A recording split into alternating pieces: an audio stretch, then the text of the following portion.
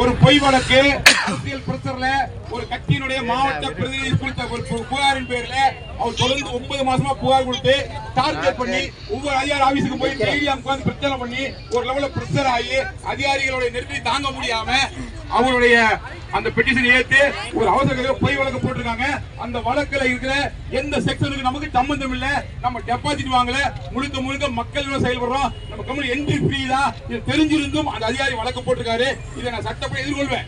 இது வரைக்கும் 9 மாதமா அந்த ஒரு நபர் கொடுத்த பெட்டிஷனுக்காக நான் போகாத ஆபீஸ் கிடையாது, பார்க்காத அதிகாரி கிடையாது. ஆனா எங்கேயுமே நான் யாரையுமே துணை கூப்பிடல. ஏன்னா நம்ம மடியில கனம் இல்ல, வழியில பயம் இல்ல.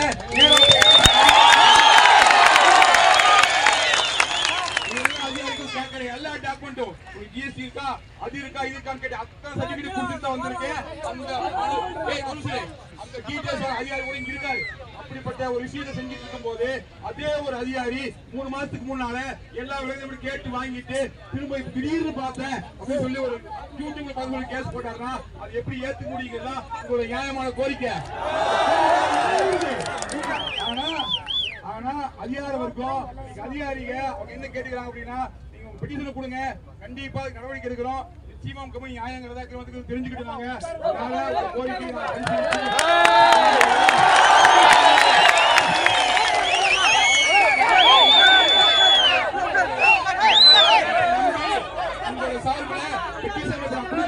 நிச்சயமா நடவடிக்கை எடுத்து அந்த பொய் வழக்கு ரத்து பண்ணுவாங்க.